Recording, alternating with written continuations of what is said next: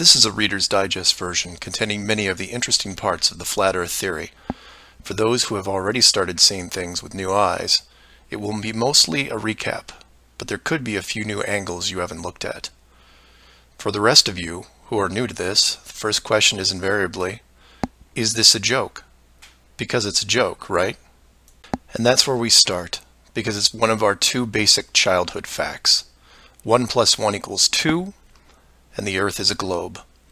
We're taught this before almost everything else, and that right there should give you a clue on how serious this secret is. But for those who have forgotten their history, here's the modified Men in Black version. For the first 4,000 years of our civilization, we believe that the Earth was a flattish disk surrounded by a solid dome barrier called the firmament. All of the 5 major religions had their own version of this, and the churches enforced the belief. Then, around 1514, a man named Copernicus created a new model of the world. He stated that if the Earth was spinning around 1,100 miles an hour and circling the Sun at 60,000 miles an hour, the world was then round. And while the math more or less worked, there was a problem. It was 1500, and the technology to prove such a theory wasn't there. The first balloon to carry people wasn't invented until 1760. Sailboats were the only travel over water, and the fastest thing on land was a horse. But the new worldview was promoted and took hold. The religions adapted to handle the new reality, and life moved on. More importantly, the globe model was quickly introduced into the education systems. Over the next 500 years, the challenges to this model faded, to the point where the globe was accepted as universally as physical laws such as gravity. Read that again if you didn't absorb it. For 20 generations, people believed that the Earth was round because there was a globe in every classroom they sat in. There was no proof. Hundreds of years went by, and still civilization had no way of proving the theory. Planes were invented around 1900, but until 1957, nothing could go high enough to give a true perspective of where we lived. And that's when everything got strange. The United States and Russia both sent up rockets high enough to take decent pictures, and what they saw scared them a great deal. How do we know they were extremely concerned about the sky? Because the US and Russia immediately started firing nuclear weapons straight up, and they kept firing for the next 4 years. A few things to keep in mind here. First, this was now 1958. Nuclear weapons were very expensive and hard to come by. These also weren't those nominal yield 20 kiloton toys we used on Hiroshima. This was high kiloton to low megaton, and we couldn't get them up fast enough. And the strangeness continued in other places. In 1959, only a year into the atmosphere bombardment, 10 nations, including the United States, made Antarctica off-limits to any colonization. A treaty was put in place and to this day remains intact. Over 50 nations now have signed off on this treaty. Do you know any treaty that has lasted that long between all industrialized nations? Moreover, do you know any piece of real estate in the world that is owned by no one? You would think at the very least one of the large oil companies would use their huge financial resources to explore this region, and yet they don't even petition the idea. The short version of the discovery is this. By 1958, the military had discovered the very solid upper and outer edges of our world, and had to create a way to put up do not enter signs without looking obvious. It was tricky, but if there is one thing I have learned about the authority, it's that nothing is left to chance. Most of the work had already been done for them, so their job was primarily in the details. The sky part of the dome was much higher than commercial air traffic, so the only thing they had to worry about there was the space program, which is immediately militarized. The outer border had the natural benefit of not only an extensive ocean, but a scaling decrease in temperature and a steady increase in iceberg frequency to discourage ships, all leading to a permanently frozen landmass that could not be used for any form of agriculture. This ocean and ice layout had worked well for thousands of years because the technology of the current civilization didn't evolve quickly. Sailors avoided cold weather seas whenever possible, and oxygen levels get low enough to harm people, even on high mountains. The brilliance of the design comes in the simple fact that human males are corrupted by power. Corruption so total, in fact, that they would rather hide the world itself rather than risk their power on it. You could theorize that kings and popes were told of the world a long time ago. Maybe an ancient scroll or book. Perhaps an interdimensional being told the tale of what the world looked like. But this was all but dismissed, because even the most powerful leaders of the day couldn't reach the borders. And if they couldn't, what chance did the general public have? It's one thing to be told of the giant impenetrable dome, but it's a whole different animal when you finally stand right next to it. Then the tough decisions have to be made. Do we keep the secret? And how far are we willing to go to keep the status quo? Once they decided to keep the secret, no expense was spared. The rapid progression of rocketry science had to be addressed quickly, and so the moon missions were created. Matt from the NASA channel was right in his thinking that you needed the moon mission event to stage a picture of the Earth from deep orbit, and that couldn't be more true. Establishing NASA as the frontrunner of space exploration also diverted people who would have otherwise created their own space companies for profit. The best engineers, technicians, and pilots were recruited to the NASA space program. Once there, they were compartmentalized on a need-to-know basis. The astronauts know of the deception and are sworn to secrecy under the penalty of whatever motivates them. Private space programs are discouraged, sabotaged, or absorbed into the NASA fold. Private sector spacecraft are just not going to be allowed for several reasons. The most obvious is the collision with the dome itself. The telemetry data from such a mission would show an impact failure at a certain altitude, and if repeated, would raise questions NASA just isn't prepared to answer. There are 3 perpetual questions about our world that can't be eliminated, but avoided at all costs. These are the questions you should ask yourself and others if this protective layer is going to be lifted. I'd like to preface this with a thank you to Max Malone, a conspiracy hardcore who has a knack for boiling down debates to a single paragraph whenever possible.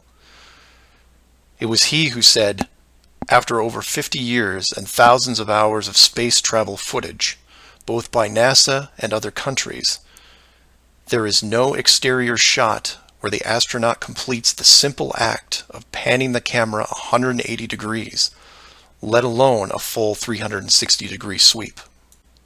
This has never happened on any moon mission, exterior space station, nothing, ever. Statistics will tell you that this would have already happened by accident years ago, but it hasn't, and it won't. This is because of the rule they cannot break, the same rule that applies to television set shows that never show the fourth wall. Why? Because there is no fourth wall. Number 2. When you search online for pictures of the Earth from space, 95% of what you will see is a collection of artificial composite shots. In 2000, when I did this search, there was exactly 1 picture by NASA showing the bottom part of Africa and Antarctica. Now that picture is hidden within hundreds of simulated images. There are HD cameras everywhere, and no one is taking a shot of the Earth, because you can't get enough altitude to do it. Number 3. The commercial air travel routes for the southern hemisphere are wrong. This is an easy thing you can check out in 60 seconds. Take a map reading of the distance between anywhere near Australia and anywhere in South America.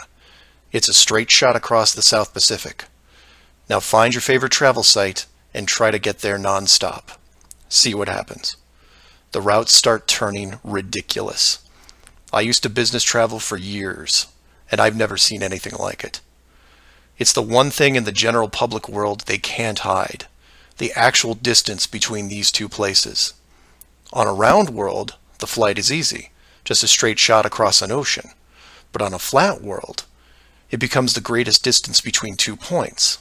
There are no shortcuts, so they distract you with multiple connections and layovers. It's only blind luck that the United States was in the northern hemisphere. Otherwise, the increased traffic would have raised eyebrows by now. I know, I know. It's madness. It's lunacy. There are people who will tell you straight to your face that all the leaders of the world are lizards, and yet these people laugh out loud when you say the words flat earth. I was, and still am, a huge conspiracy guy. I literally ran out of new tin hat topics to research, and I still wouldn't look at this one without embarrassment. But every time I glanced at it, there was something unresolved. And once I saw the near perfection of the whole plan, I was hooked. Do your own homework. Ask the questions.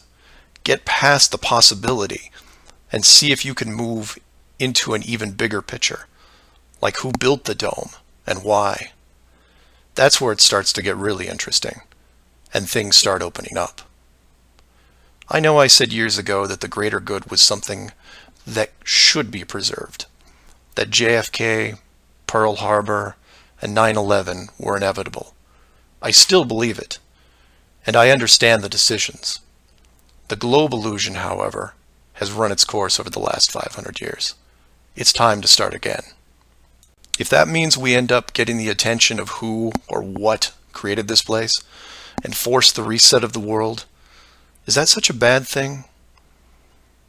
I've put some links in the description that you might want to check out, like the current map projections used by the USGS, the United Nations logo, the Flat Earth Society, high-altitude nuclear tests, the Antarctica Treaty, among others. I'm not allowing ratings or comments on this video for several reasons. One, this topic seems to bring out the worst debates because of the initial denial. That, and I've seen dedicated trolls on the Flat Earth Society website who show up every day and say the same thing to new forum members. It's a joke. It's not serious. Nothing to see here. Kind of strange that there are full-time trolls on a site that has less than 500 members worldwide. That being said, please feel free to contact me at msargent23@comcast.net, or heck, just call 303-494-6631. I know no one uses the actual phone anymore, but I'll answer what I can. Flat Earth Clues Part 1, The Empty Theater. This is part of a series of clues that can help you get your head around both the design of the flat Earth system we live in and who has been involved in the deception to hide it from you. The clue you have to look at is built upon another conspiracy that has been around for decades, namely the space program. Most of those watching this are aware of the varying theories revolving around NASA, the Apollo program, the space shuttle, the International Space Station, and so on. The clue itself isn't based on one of these highly debated topics, but the lack of one, more specifically, motion pictures based on actual events. This, like others in the series, is something you can check out for yourself. Everything you need to reference this is online. To begin, think of all the movies involving space travel that you've seen in your lifetime. You'll start with the obvious: Star Wars, Star Trek, Alien, just to name a few. In fact, if you go through your own personal list, you could probably come up with over 100 different off-world movies without breaking much of a sweat. That part is easy. For the second group, try to come up with space movies that aren't fantasy-based. You'll get a list that has Red Planet, Gravity, Mission to Mars, 2001, things like that. These films will usually take on a not-so-distant future theme and where we could be down the road. And it's still a pretty good-sized list. These first two groups of films are encouraged by the authority because they reinforce the globe model through assumption. The entertainment system demands that the globe view and solar system concept is a given. Therefore, the actual worldview must also be true. Or to put it another way, if you're using your suspension of disbelief as you watch a movie like, say, Gravity, then subconsciously you're reinforcing the movie right on top of the real world. The more of these movies you watch and enjoy, the more the lines blur between what you want to believe and what you actually know. Watch enough movies about Mars, and you will be less astonished when NASA announces an actual mission to Mars. Same with the Moon, other solar systems, and so on. Releasing the movie 2001: A Space Odyssey in 1968, right before the actual moon missions, was no accident. It took the greatest director of all time 5 years to make, and several people who saw the theater screenings claimed that many military groups were listed in the credits, only to be removed years later. But 2001 is just a side note of this clue. For those who really want to dig into Stanley Kubrick's hidden vision, I highly recommend the documentary Room 237. A link to it is below as well. Now you are aware of the first two groups of space films. There are those that contain generous amounts of fantasy, and those who try to paint our near future. These two groups are easy to find. The third group is a challenge, and again, that's where things get interesting. The moon missions concluded in 1972, and even though it's still considered the greatest achievement by mankind, no fact-based movies were made regarding it until The Right Stuff was released in 1983. Now you might say that it had only been 11 years, and maybe it was tough to get the rights, and so on. But that's not what made the film interesting. The movie ran extremely long for 1983, coming in at 3 hours and 12 minutes. It was an exhaustive look at the astronaut selection process, the competition, and the training facility itself. But when the credits rolled 3 hours later, chronologically, they had only gotten to the low Earth orbit missions. Just for fun, Google The Right Stuff movie and see how many spacecraft you can find. It won 4 Academy Awards and did a great job at the box office, but the Apollo missions were never touched. The only other major motion picture that involved the actual moon program was Apollo 13 in 1995, a full 12 years later. Apollo 13 only covered a single moon orbit and no landing or close-up reference to the previous missions below them. And after 1995, that was it. Nothing.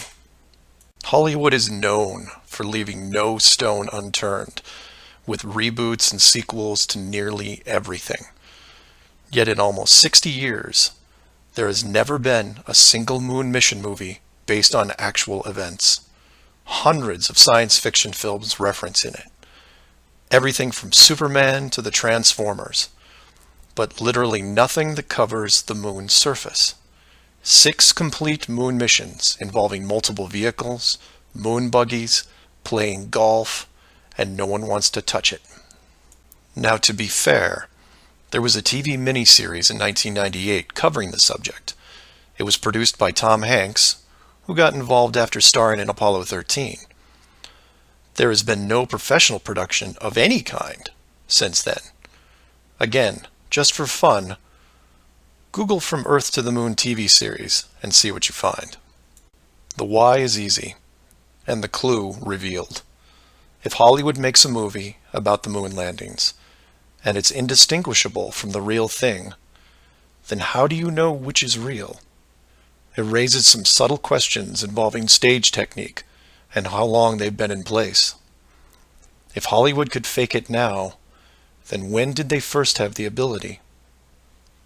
There is one other movie which stands out, and I mention it because I can't believe it ever got made, is Capricorn 1.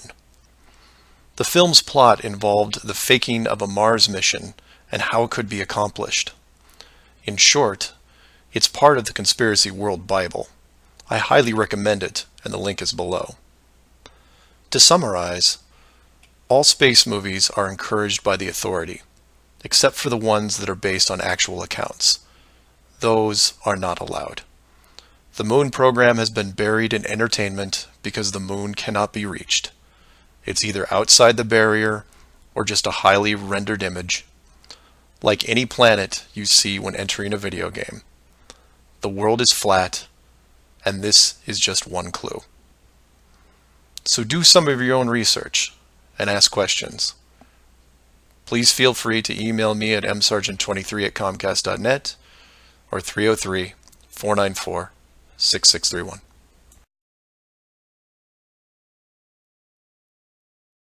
Flat Earth Clues, Part 2, The Bird Wall. This is part of a series of clues that can help you get your head around both the design of the flat Earth system we live in and who has been involved in the deception to hide it from you. This clue revolves around one of the most remarkable men you may have never heard of, Richard E. Byrd, and his relationship with Antarctica and the secretive missions he carried out there until his dying day. Some of you have followed the legend of Richard Byrd through the hollow earth theory. We aren't going to be covering any hollow earth in this video, but instead focus on the man and his involvement with the South Pole. The Reader's Digest version of Richard Byrd is as follows. Born in 1888, he became an American naval officer who specialized in feats of exploration. He was a pioneering American aviator, Medal of Honor winner, polar explorer, aircraft navigator, expedition leader in the worst environments in the world, and the youngest admiral in the history of the Navy. In addition, his list of awards takes up several pages in Wikipedia, including 3 ticker tape parades in his honor. In short, he was Indiana Jones on steroids. Some people will say that Roy Chapman Andrews was the real Indiana Jones, and you might be right. But Richard Byrd beat Indy 6 days a week and twice on Sunday. I mention all his accolades to paint a picture of credibility and trust. The governments of the United States and the world trusted his judgment and leadership, and took advantage of every chance they had to put him in charge of special missions. The first large-scale mission was an expedition to Antarctica in 1928. This was noteworthy because even though he had just flown over the North Pole in 1926, all expeditions from 1928 on were focused on the South. The expedition lasted 2 years, and during it, at the age of 41, he was promoted to admiral. His second Antarctic expedition ran from 1933 to 1935, and his third from 39 to 40. While in Antarctica, he was also an advisor for other countries who had their own expeditions, including England, France, Germany, and building off previous countries' expeditions from Belgium, Japan, and Sweden. He then helped lead U.S. Navy fleet operations in World War II, was present during the Japanese surrender in 1945, but then something strange happened. He went back to Antarctica. Now, some of you aren't surprised because he'd been there since 1928, and I agree with you. It's the how that's interesting here. His fourth trip to Antarctica wasn't an expedition. It was a military operation called Operation High Jump. Commanding an entire aircraft carrier group that included 13 support ships, Admiral Byrd led 4,700 men to the South Pole, for reasons that are still shrouded to this day. Some say they were chasing the remaining Nazi fleet, even though Germany had surrendered a full year earlier. Others say there was a Nazi base established in Antarctica during the war, when Admiral Byrd was absent. None of these theories are important for this video. What we do know is that the U.S. had sent an excessively large military force to the ice, all under the guise of peaceful intentions. During this operation, Admiral Byrd told a Chile newspaper this: "The most important result of his observations and discoveries is the potential effect that they have in relation to the security of the United States. The fantastic speed in which the world is shrinking," recalled the Admiral, "is one of the most important lessons learned during his recent Antarctic exploration. I have to warn my compatriots that the time has ended when we were able to take refuge in our own isolation and rely on the certainty that the distances, the oceans, and the poles were a guarantee of safety." After the operation, Admiral Byrd toured the States and gave interviews, the most interesting of which is a national television show in 1954 called The Longines Chronoscope. A horrible name, but a decent show. I've added a segment of it at the end of this video and linked it in the description. During this television interview, he first spoke of an area beyond the South Pole as large as the United States, which no one had set foot on yet. He then went on to say that there would probably be expeditions year after year because the U.S. government had really become interested. The interviewers then probed as to why the interest in the South, when any perceived military threat from Russia, keep in mind this was 1954, would be from the North. He went on to say that it was the most valuable and important place in the world for science. It involved the future of the nation, an untouched reservoir of untapped resources, including coal, oil, minerals, and uranium. He added that at the time of the interview, there were 7 nations currently engaged in Antarctica, including Russia, Australia, Argentina, Chile, and New Zealand. During the interview, the Admiral talked about planning the next military mission to Antarctica. It was called Operation Deep Freeze and ran from 1955 to 1956. The mission was completed, and he supposedly returned home. Now this is where you come in and say, so what? And normally I'd agree with you, except for what happened next. Nothing happened next. The missions just suddenly stopped, and that was it. No other expeditions, military or otherwise, were conducted on the continent, ever. Then a treaty was put in place banning any country from doing basically anything. The end. And if you're wondering what you're missing, it's this. Admiral Byrd goes on television, says that this massive body of land, most of which sits on a plateau 2 miles high, is rich with every resource you could ever want, energy rich, pristine, with no indigenous population or plant life, and every country that has sent teams is ready to carve it up like a big turkey. Not to mention, there's an expanse of land larger than the United States they haven't even looked at yet. And out of the blue, everyone just calls the whole thing off? There are no environmentalists in 1959. This is land of diner food and 20-cent gas. I'm calling total BS on this one. The dollar value of the initial resources find would have fueled armies of greedy companies. So what happened? They found the edge, that's what. And the last thing they were going to do was let unsupervised companies near it, regardless of the money. Even if it was hundreds of miles away, you couldn't allow resource corporations even into a safe area, and then years down the road as they expanded, tell them, oh, sorry, you can't go beyond this point.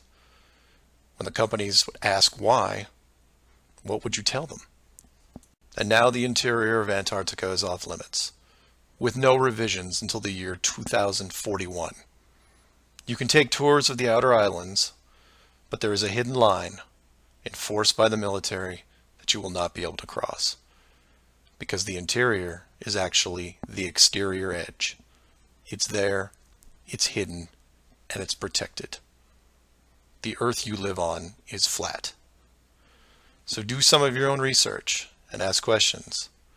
Please feel free to email me at msargent23@comcast.net or 303-494-6631.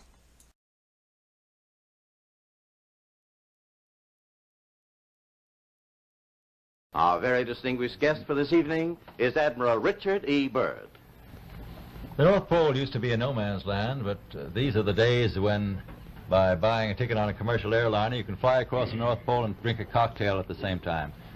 You know, only 70 or more years ago, about 35 years ago, our guest tonight found out whether there was any land north of the North American continent.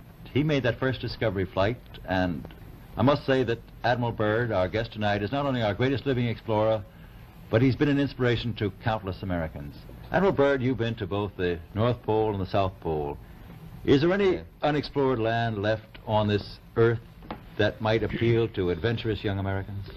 Yes, there is.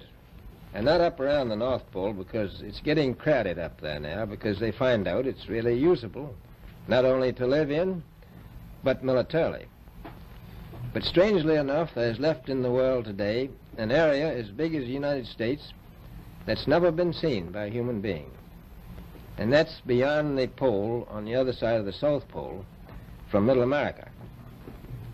And I think it's quite astonishing that there should be an area as big as that unexplored. This is a tremendous So challenge. there's a lot of adventure left down at the bottom of the world. Admiral, an expedition to which I believe you're the advisor is now en route. What is that expedition doing? Well, that's the icebreaker Atka, and it's a reconnaissance expedition. It's going down to the South Pole area to make certain observations and to look for some bases.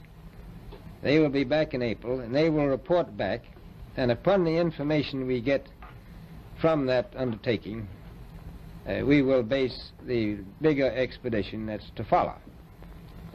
Is that very definitely planned, or is that... That is being planned right now.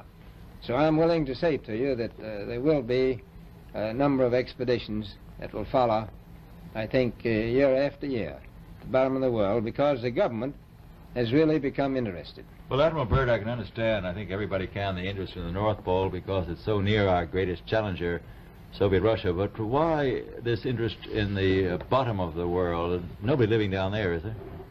No, it's pretty cold. There's only one permanent resident, that's the emperor penguin. The little ones live further north. I tell you one reason they're interested. It's by far the most valuable, important place left in the world for science. That's why the scientific groups all over the nation are really interested. But more important than that, it has to do with the future of the nation, those to come after us, or even during your lifetime, because it happens to be an untouched reservoir of natural resources. And you know, as the world shrinks with an ever-increasing acceleration, far-flung places once useless, like we thought the North Pole was, and no man's land, become very useful. The bottom of the world will be important, not only to us, but to our allies. I was going to ask you, does it have military importance? It has some, and as the world shrinks, it will continue to shrink with an ever-increasing acceleration, thus bringing these places closer. And in the future, I can see a time when it will be very, very important strategically. Well, has the development of air power increased the strategic importance of places like the oh, very much Palmer so. Peninsula, was it? Very much so. Even now, if anything happened and we lost the Panama Canal, we would have to control the islands just north of Antarctica, which are part of Antarctica. Then between there and Cape... Admiral, you speak of the resources of Antarctica. What are they? What are the natural resources there? Well, we've found enough of coal within 180 miles of the South Pole in a great ridge of mountains. It's not covered with snow, enough to supply the whole world for quite a while. Well, that's the coal. Now, there's evidence of many other minerals. We are pretty sure there's oil. Now, that coal shows the bottom of the world. Now, by far the coldest spot in the world. Where that coal is gets 100 below zero in the winter. well, It was once tropical. So we think there's oil there, and there's evidence, probably uranium there. is it any secret? Is there uranium there? That would be the only thing that would be practical to actually go after, I suppose. Everything else would be economically unfeasible, wouldn't it? Well, as we recklessly expend our resources, the time will come when we'll have to go after that stuff down there. Well, you know, I avoided what you said about uranium. I'm not sure about that. I don't want to have the world fight over the Antarctic. And Robert, is there a competition among other nations to try to get information about Antarctica and possibly to secure some of these resources? Well, yes.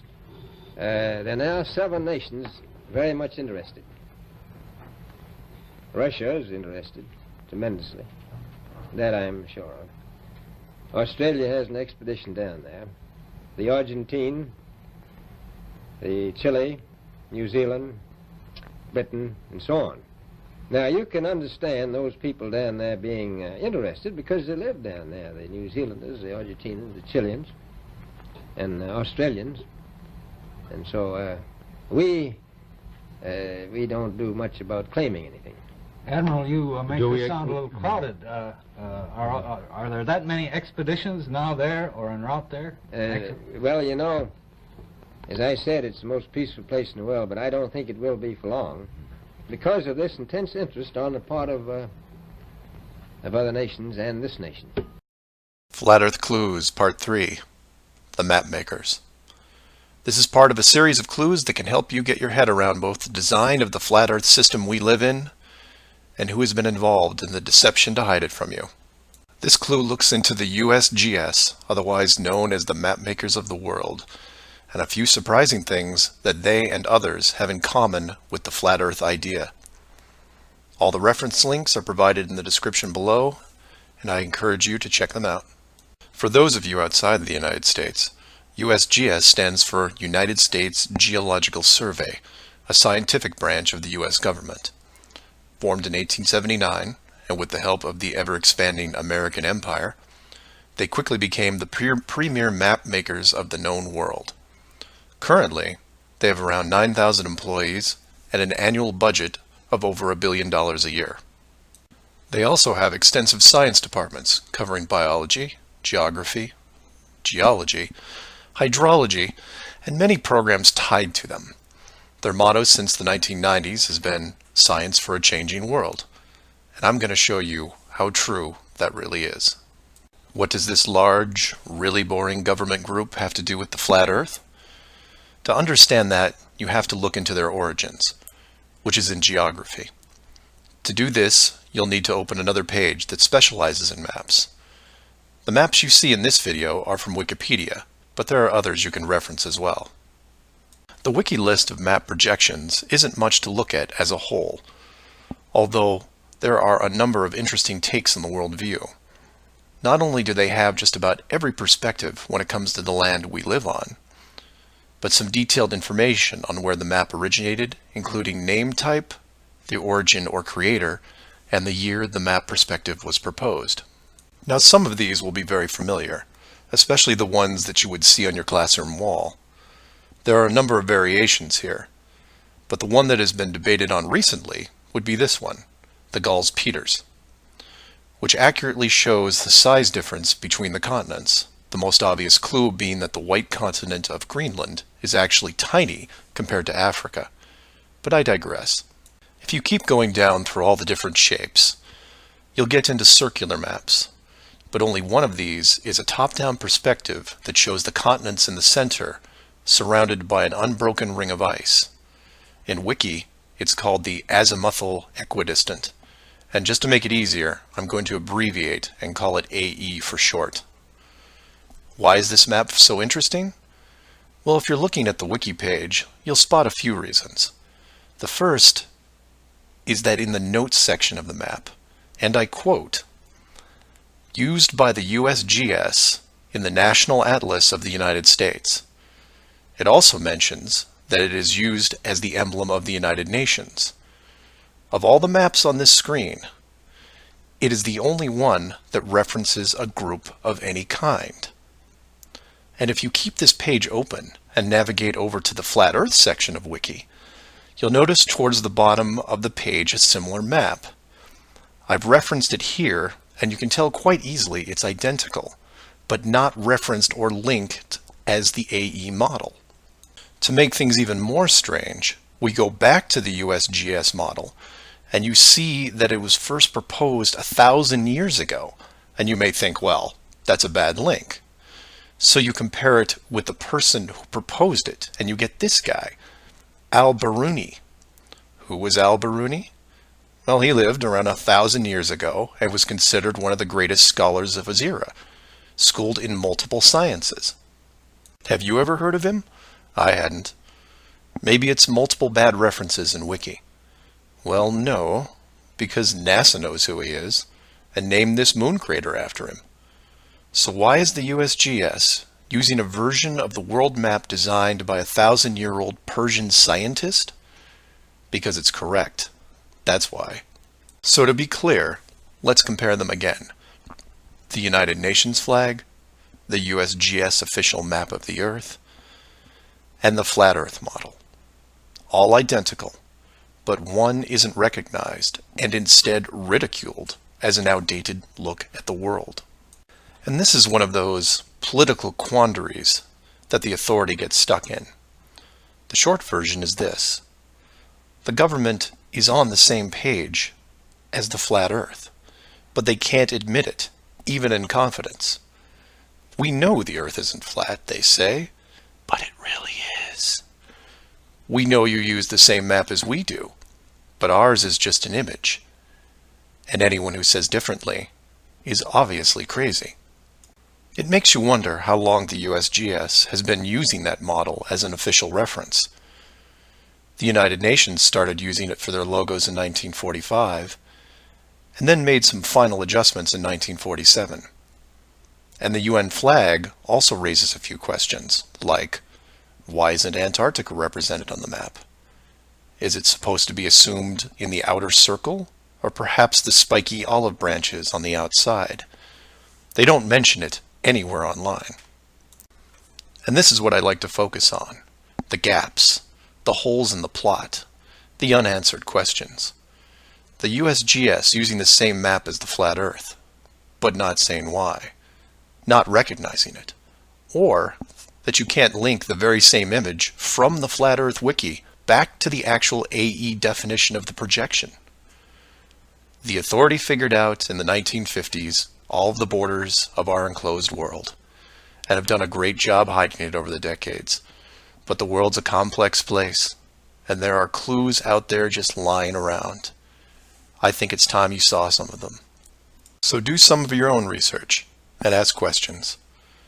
Please feel free to email me at msargent23@comcast.net or 303-494-6631. Flat Earth Clues, Part 4, Shell Beach. This is part of a series of clues that can help you get your head around both the design of the flat Earth system we live in and who has been involved in the deception to hide it from you. This clue covers the near-perfect design of the flat Earth model and will break down some of the logic behind the decisions made. It sounds like a big task, and it is, but to start, let's look at something small, like this little guy. Take an ordinary mouse and put it into a glass cage. It doesn't have to be a mouse. It could be a snake, a lizard, an insect. It makes little difference for this exercise. People identify with mice because they're used to seeing them in lab experiments. Mice also don't have any sinister connotations. They're seen as relatively innocent and benign, the perfect test subject, as it were. I have yet to meet anyone who has a bias against the lab mouse. So the mouse goes into the box for the first time, and the reaction is always the same. It explores its surroundings, and more importantly, tests the barrier around it, probing for exits or potential exits. The mouse inspects every inch of its new glass home, and at some point settles into the acceptance that the walls are indeed solid and that it may be there for a while. Every so often, it will repeat the process, again checking the boundaries of the cage, just in case something has changed. What it doesn't do is act like it would in the wild, because it realizes that it's in a form of captivity. The glass box doesn't even remotely resemble its natural environment. You could put this box in the middle of a forest and the mouse may feel slightly better about its situation, but it still knows that it's been trapped against its will, and will settle into a non-native lifestyle. You could take all the other small animals that could be substituted for a mouse, the snake, the lizard, the insect. It makes no difference. The result will invariably be the same. Repeated probing for escape routes, then acceptance. Take the same animal and now put it into the middle of a 100-mile square wildlife preserve, surrounded on all sides by a similar type of glass enclosure. The creature doesn't even bother to rush the size of the preserve and start testing the boundaries, mostly because it's out of visual range. It could be days or even weeks before it even encounters a single fence. The animal's routine is spent doing what it normally would do. It eats, it sleeps, it breeds. It does everything that it would naturally do in the wild. If one day the animal approaches the fence, there might be some curiosity, but any anxiety is quickly resolved by just turning around and heading back into the vast expanse from which it came. The fence does not pose a potential problem for the animals in the preserve because it is so small compared to the expanse they live in, and dwelling on it doesn't hold any interest. We're assuming here that the fence is high enough to discourage flying creatures as well, deep enough to stop burrowing classes, and if you want, reaches the floor of any nearby bodies of water, stopping any clever aquatic types. The point here is that all creatures great and small inside a giant wildlife preserve, when encountering the fence, wouldn't care. They would all, in their own way, just shrug and move on with their lives. However, if you take a human, male or female, regardless of education or nurturing, and put them in the exact same wildlife sanctuary, the response would be quite different. When the human approaches the glass fence, they don't see it as a minor distraction. They pause, they wonder, and more importantly, they ask questions, either internally or amongst others. Why is the fence here? How far does it reach? Can I dig underneath, or climb over, or go around it? These questions continue in a way you might imagine, but eventually a bigger question jumps to the top of the list. Who built the fence? It is that which changes not only the type of questions being asked, but how the human being, or beings, look at their world. The giant wildlife preserve suddenly gets smaller. Each new fence border discovered starts to artificially constrict their expanse, even though the dimensions haven't changed. Before long, the preserve, their home, loses some of its relevance. The fence is a reminder of the unknown. It provokes fear and endless speculation within the human. Given enough time, the importance of the preserve continues to be reduced, especially in relation to the fence. And the reason why it's so engrossing for the human is simple. It's there. It's real. They can see it, and maybe even touch it. Adding more humans to the equation increases the disparity of the situation by orders of magnitude. Have you seen the fence? Do you know how long it's been here? Have you ever known anyone that's been outside it? It's older than us. Who is responsible for the fence? What can we do to appease the group that created it? You can see what this might lead to. A long-lasting group hysteria would entrench itself within the population, grab hold and never let go. The fence is bigger, older, and wiser than they are. It humbles them, it angers them, and it is forever. It is their proof of a higher power. Maybe not God, but certainly God-like. No civilization, regardless of technology, discipline, or age, would be able to cope with the existence of it. For the human psyche, there are just too many questions that go unanswered. Life would never be able to progress normally. To summarize, a garden variety wildlife preserve would work for 99.99% of all the world's life forms. For human beings, however, you would need to make some modifications, or really just one big one. So let's take a look at a few examples of how this could be accomplished, and from there expand it. The first failed example can be seen in the 1998 movie Dark City. This is a good starting point to get you in the right mindset. The premise here is that an advanced race creates a small flat Earth area, complete with a traditional dome. The design, however, is initially flawed in that they built the city all the way to the outer edge, leaving no room for error. To compensate for this, they altered the memories of the human population on a regular basis, therefore repressing any long-term investigations. However, in movies, there are always anomalies, like the police officer who realizes that even though he remembers visiting a place called Shell Beach, there is no way to reach it, because Shell Beach is outside of the flat world and never existed. He just keeps going around the circular city that has no exits. In the end, another man, the hero of the movie, makes it to the edge, steals the advanced race's power, and creates an ocean, which really should have been there in the first place. Move from there to a movie released only 4 months later called The Truman Show. Inevitably, all flat earthers have to take a hard look at this movie from a technical point of view. The movie follows the same lines as Dark City, but in a much more relatable premise, that of a giant television stage built so that the outside world can watch a person go through his life without any knowledge that he is living inside a flat world, surrounded by a physical dome. The movie is interesting on several levels, including construction. Using their existing model of a small town, bordered on one side by a large lagoon and wilderness, and the other a seemingly expansive ocean, while better than Dark City, still had its flaws. For one, it was less than 20 miles across, and even though Truman's desire to explore was repressed, there was still a chance that he would venture to the outer edge, which is where the movie ended. But for the most part, it worked. Truman believed the entire scenario because he was born into it, and then lived 30 plus years without any reason to doubt where he was, which could be said for any of us. If it wasn't for the, and we'll say movie mistakes, that the studio fell victim to, then the show would have never ended. And this then raises hypothetical scenarios like, how many kids like Truman could you have raised inside that dome? 10? 50? Now, logistically, you can see how it might be problematic in keeping tabs on that many kids, especially as they got older. But with enough sleight of hand, it could be possible. A fictional situation just like that was made into the 2004 movie, The Village. And even though it turned into one of those M. Night Shyamalan plot twist things, the premise was very feasible. A wealthy group of idealists buy a large parcel of land in an existing wildlife preserve, create a small town from the 1800s, and raise children there. They pay off government officials to keep planes far away and spread a myth that monsters live in the forest. As far as the kids are concerned, they actually are living in a small Pennsylvania town in the 1800s. And being born into it, why wouldn't they?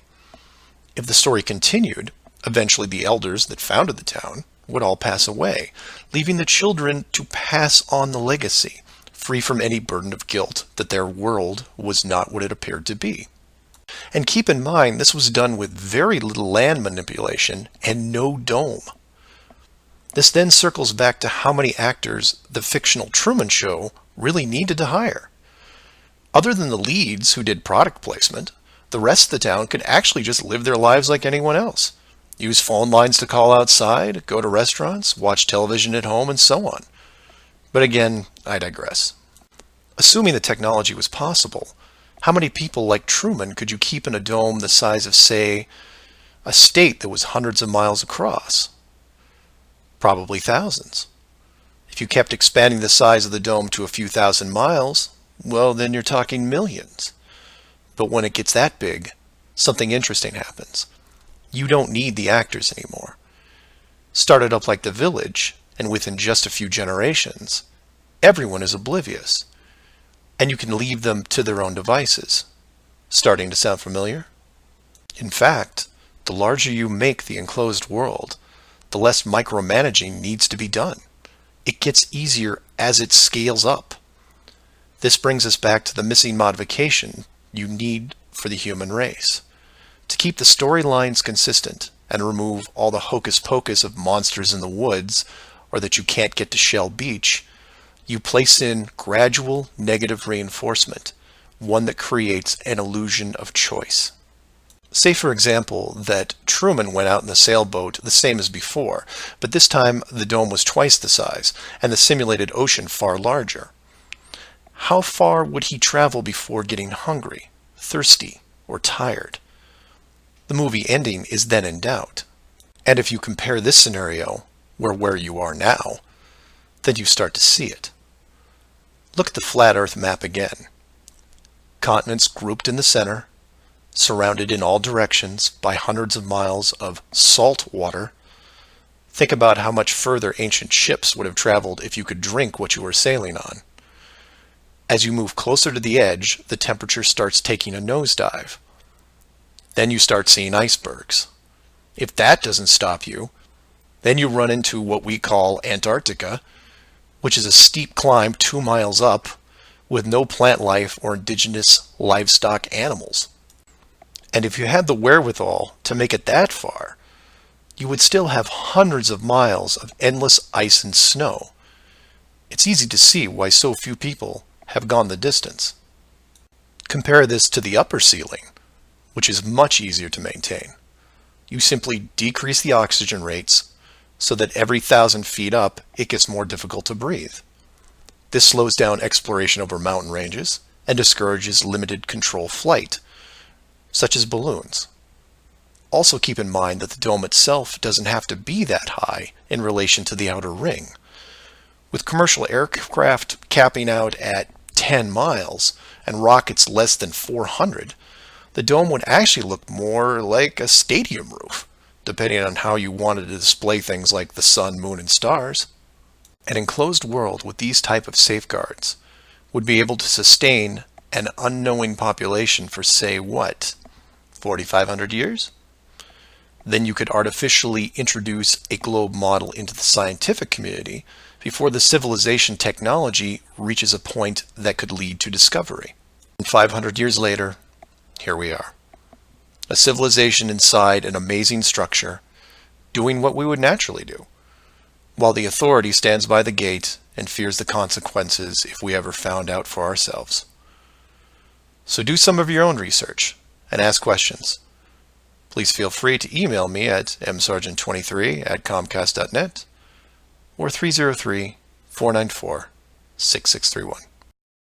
Flat Earth Clues Part 5, The Status Quo. This is part of a series of clues that can help you get your head around both the design of the flat Earth system we live in and who has been involved in the deception to hide it from you. This clue covers the inevitable and sometimes frustrating question of why the authority would go to all the trouble of hiding the flat Earth. My hope here is to show you different angles and a progression of events, all of which lead to a very changed world, both physically and mentally. To open, we have to go way back to when the world was a much more simple place. You had your 5 major religions, including Buddhism, Hinduism, Judaism, Islam, and Christianity.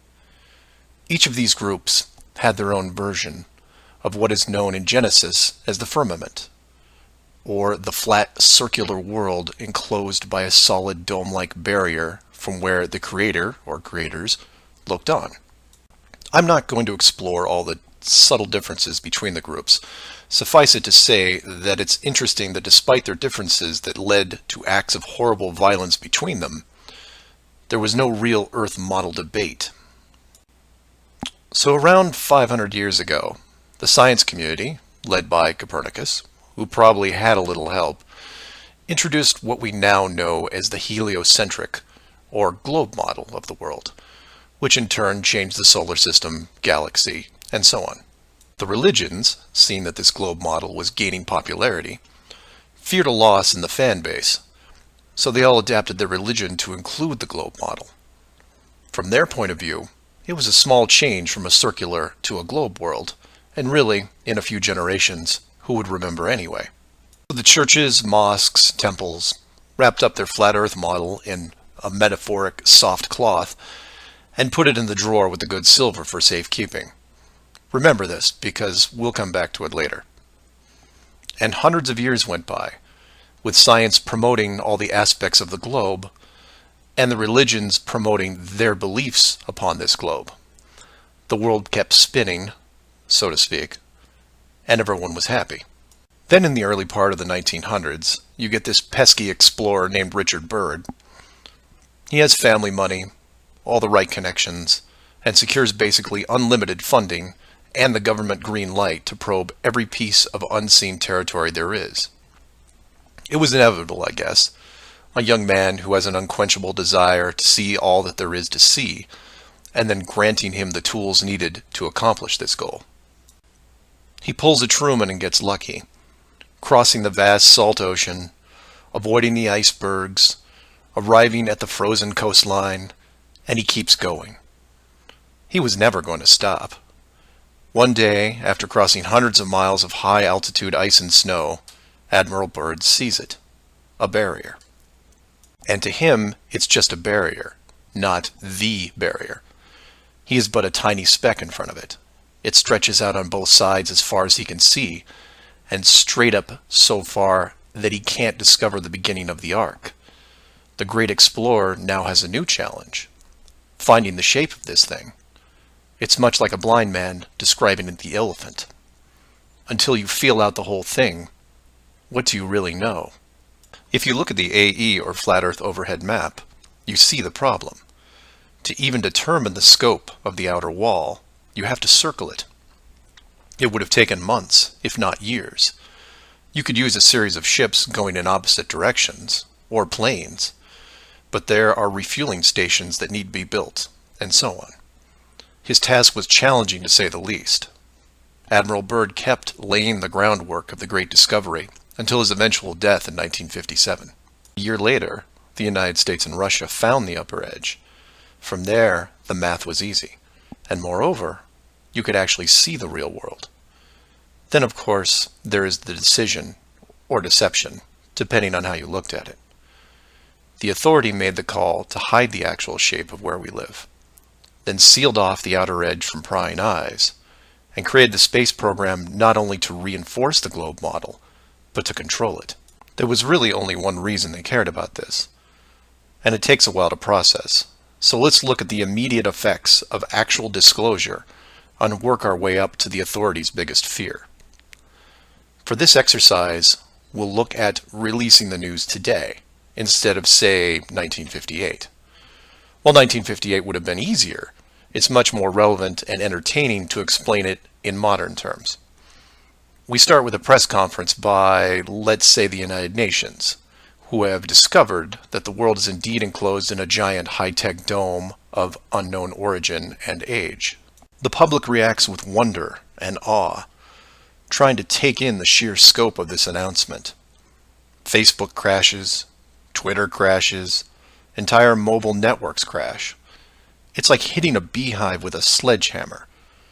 News organizations around the world send teams to the outer edge to confirm the finding, and the general public is glued to their media devices. That's the good news, the excitement, the revelation, the positive shock. Then the bad news starts coming in waves, some of which you might not expect. The first is the immediate disbanding of NASA and all other world space programs, for obvious reasons. Most governments will secretly pardon these groups and keep them immune from class action lawsuits, the lawsuits themselves coming from NASA investment groups, claiming fraud. Regardless, everyone at NASA, despite their good intentions, is out of a job overnight. And this is where you would say, good, they deserve it. About time they stopped lying to everyone. Oh, but it doesn't stop there, because every contractor and subcontractor that are exclusively tied to NASA, they have to shut down as well. Fine, a few thousand jobs lost, no big deal. And the ripples continue to spread, some bigger than others. Observatories all over the world closed their doors, and the reasoning is this. If you've been looking at the ceiling for decades and couldn't tell it was a ceiling, then what good are you? Every university in the world that has an astronomy or astrophysics program, well, they don't anymore.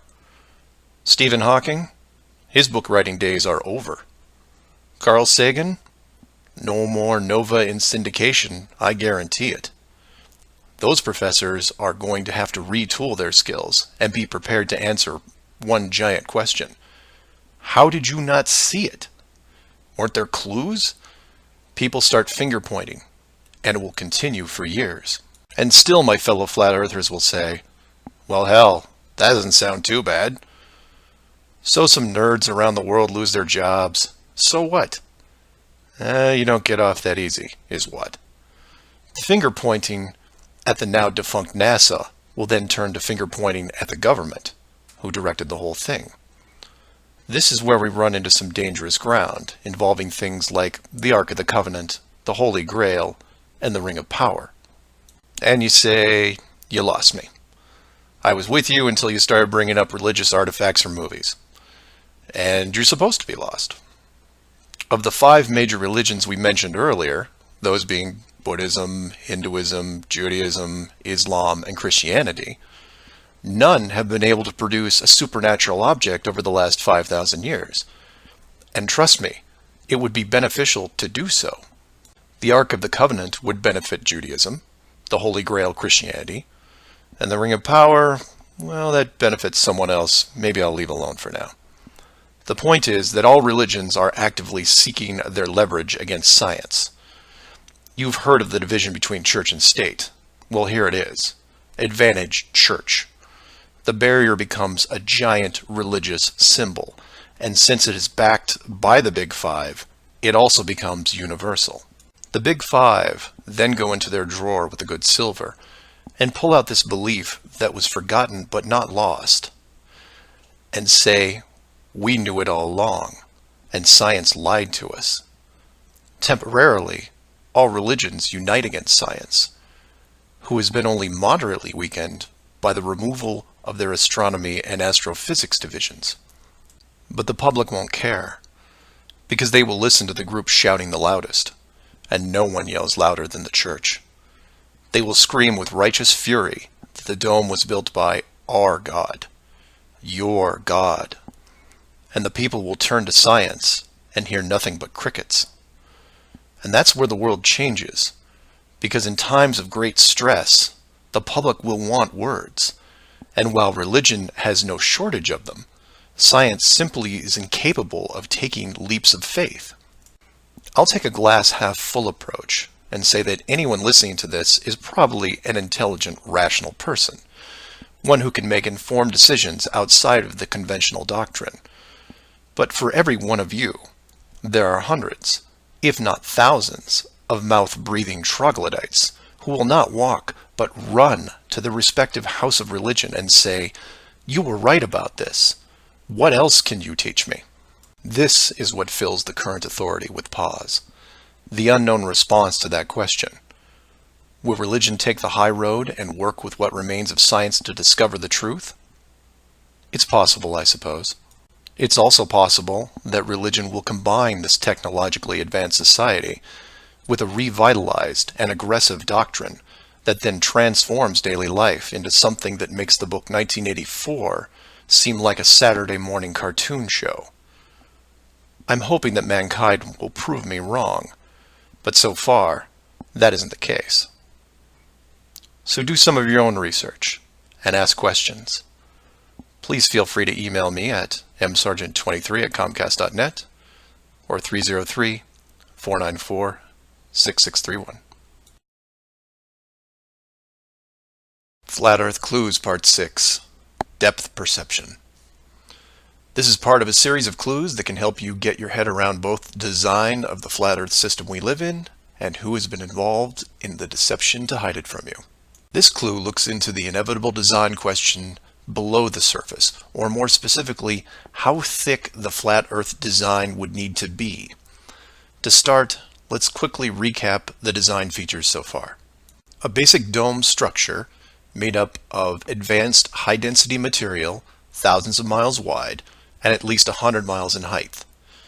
The ceiling of said structure being projected upon by an ultra-high-definition system using super LED technology and a combination of 2D and 3D imaging to simulate all celestial bodies, including sun, moon, stars, and so on. This ceiling is then protected by a scaling decrease in temperature and oxygen levels to the point where human life isn't naturally sustainable above 4 miles. The lower surface of the dome structure consists of an organic layout of continents, grouped at the center, ensuring that no land bridge exists to the outer ring. This is then surrounded by hundreds of miles of salt water in order to limit sea travel. The salt oceans are then adjusted with a scaling decrease in temperature as the outer area is approached, to the point where salt water freezes, forming icebergs, further reducing sea travel. The outer ring is then elevated to a height of 10,000 feet, reducing oxygen levels, and a buffer zone of 300 miles is created. This zone is devoid of all life forms that could be used as food, further discouraging land travel. That all sounds pretty good, but we left out one thing: depth. Keeping human beings away from the ceiling is easy, because it requires higher technology. Protecting the outer ring is a little more difficult, but can be accomplished with layers of negative reinforcement. Protecting the actual common ground is a different challenge, because digging is basic. Everyone knows how to use a shovel, and most construction requires a generous amount of digging. In addition, natural resources such as coal, oil, minerals are harvested through large-scale digging operations. So it's safe to say that any human population is going to be digging a lot of holes, because it's easy and it's necessary to continue their way of life. That being said, how thick would you need to make the flat Earth model so that people didn't accidentally dig their way through? You could use the same method as the outside barrier and create a series of undesirable layers, ending in a solid barrier. But the ever-expanding increases in general population would create an unnecessary risk. If the bottom of the flat Earth was composed of, say, an unbreakable material, this would pique the digger's curiosity, and if repeated all over the world, would raise suspicions of design. while a solid barrier works at the end of a frozen wasteland where no one is venturing or allowed, it doesn't do much if it's found in a mining quarry or someone's backyard. For that, you need something that hasn't been used up to this point. A scaling increase in temperature, all the way to an ignition flashpoint and then beyond. Now you will jump in and say, well, of course, we all know that there is molten rock below the surface. We see it in volcanoes and, well, volcanoes. Yes, you do. And we've all seen the cross-section diagram of the globe Earth, which shows ever brighter bands of molten structure and so on, which is why I included the wiki link in the description that covers the official view of the Earth's structure. And I quote, "Scientific understanding of the internal structure of the Earth is based on observations of rock in outcrop, samples brought to the surface from greater depths by volcanoes, analysis of seismic waves, measurements of gravitational and magnetic fields, and experiments with crystals at pressure and temperatures characteristic of the Earth's deep interior." In short, they have no clue on what's below them. None. In fact, the deepest holes ever drilled, which I've also linked in the description, only go down 8 miles. To repeat, no one has gone below 8 miles anywhere. And every drilling survey is the same, a scaling increase in temperature to the point where drill bits stop working. And you come back and say, but volcanoes. Yes, there are volcanoes, holes in the earth where molten rock is produced, under pressure, I might add. Certainly that can't be artificially created. No? We can melt rock right now. It's called a smelting plant. What do you think your car is made out of? Melted, reformed, and polished rock. We have the technology to do this. It all comes down to scale.